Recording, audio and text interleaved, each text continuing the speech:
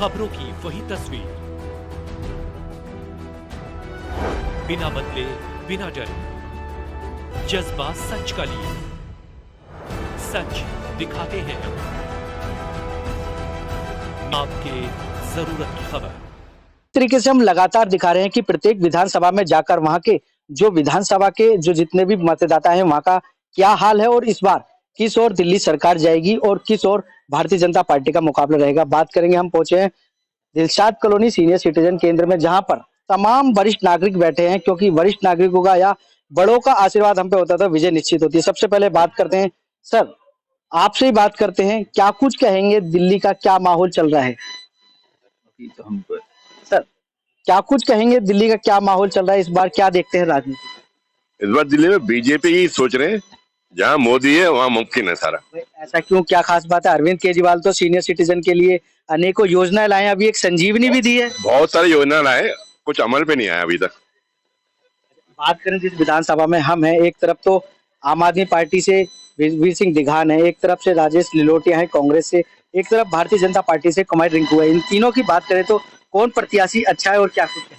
देखो, अलग अलग हिसाब से देखेंगे, हर एक बंदे अच्छे हैं, बट पार्टी की बात आ जाती है तो उनकी कुछ चलती नहीं है। हो सकता है रिंकू जी कुछ कर सकते, इस बार उनको बीजेपी ला के दिखाते हैं तो कुछ पंजाब का अभी तक जो बीजेपी कर रही है अच्छी कर रही है। इंडिया का नाम भी रोशन हुआ है तो अपना नाम भी रोशन हो जाएगा। इससे पहले आम आदमी पार्टी के यहाँ पर विधायक रह चुके हैं, तो उनकी बात करें, बीच में कार्यकाल छोड़ के भागे, तो इस बार क्या आम आदमी पार्टी पर विश्वास रहेगा? मेरे ख्याल से वो विश्वास खत्म हो गया है, इसलिए कोई बोलना बेकार ही है। सर आपसे भी जानना चाहेंगे, क्या कुछ कहेंगे, तीनों प्रत्याशी लड़ रहे हैं, आम आदमी पार्टी से, बीजेपी से भी और कांग्रेस से भी, क्या कुछ कहेंगे, कैसे देख रहे हैं विधानसभा?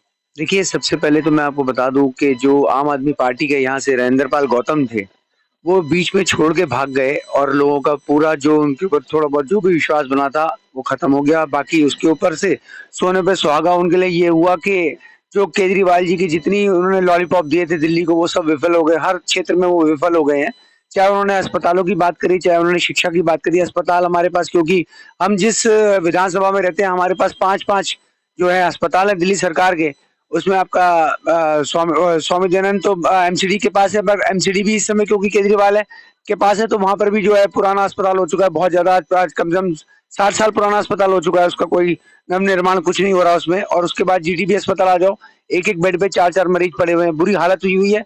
उसके पीछे 512 बेडेड जो उन्होंने अस्पताल शुरू किया था आईसीयू, उसके अंदर 300 करोड़ रुपए लगा के आज मझधार में उस अस्पताल को छोड़ दिया और आज वो जर्जर हो गया, बिल्कुल खत्म हो गया। 300 करोड़ रुपए जो टैक्स पेयर का था वो खत्म हो गया।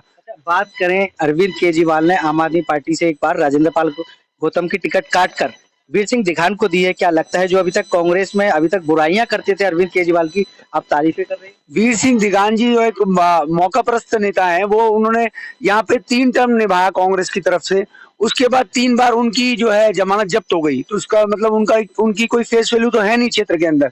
अब उनको क्योंकि कांग्रेस ने उनको अपने पास से नजरत किया, तो वो कूद के झाड़ू की झोली में बैठ गए और वहां से टिकट लेके आ गए। पब्लिक सब पहचान चुकी है उनको कि ये भी जो है भ्रम कर रहे हैं, लोगों के साथ झूठ बोल रहे हैं। आज तक जो पार्टी शीला दीक्षित को गाली दे के ऊपर आई थी, और जब ये उसके नेता थे, मंत्री थे, और आज उसी के पास जाके बैठ गए, तो इसका मतलब ये भी पूरे का पूरे धोखेबाज हो चुके हैं। तो पब्लिक अब इनके ऊपर भी कोई विश्वास नहीं करती। क्या रहेगा विधानसभा का हाल, क्या रहेगा, किस तरफ रुख रहेगा? भारतीय जनता पार्टी इस बार सीमापुरी ही नहीं, सिर्फ पूरी दिल्ली के अंदर अपनी जो है सरकार बनाएगी। सीमापुरी से बहन कुमारी रिंकू जी जीत के आने वाली हैं 101%। सभी यहाँ पे जितने भी हमारे वरिष्ठ नागरिक बैठे हैं, वो सब उनको यहाँ पे आशीर्वाद देने के लिए बैठे हैं, और आने वाला समय सीमापुरी के अंदर भारतीय जनता पार्टी का प्रत्याशी हमारी बहन रिंकू जी जीतने वाली है। हमारे संग माताएं भी हैं, उनसे बात करेंगे। अब की बार किसके लिए आशीर्वाद आपका रहने वाला है? माता जी, किसको आशीर्वाद देने वाले हैं? उनको ही देंगे, बीजेपी को, कांग्रेस को? बीजेपी को। भाई क्यों आशीर्वाद रहेगा, ऐसा क्या है? ये काम आएगी आगे भी। आपका आशीर्वाद किधर रहेगा? किसी को तो बीजेपी की, कांग्रेस को कोई? अच्छा, क्या कुछ कहेंगे, कैसे प्रत्याशी चाहते हैं सीमापुरी विधानसभा? जी बिल्कुल, इस बार बीजेपी की जीत निश्चित है, क्योंकि जो मुफ्त की रेवड़ियां बांटने का काम अरविंद केजरीवाल जी ने किया है, जैसे अभी 2100 का उन्होंने देने का जो वादा किया, उसकी भी सबकी पोल खुली चुकी है, सबको जनता सब कुछ जानती है।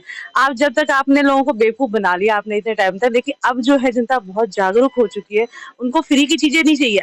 आप कहाँ से दोगे इतनी सारी चीजें फ्री की? आप लाओगे कहाँ से? कहीं ना कहीं तो आप कहीं ना कहीं दिल्ली को या देश को ही खोखला करोगे।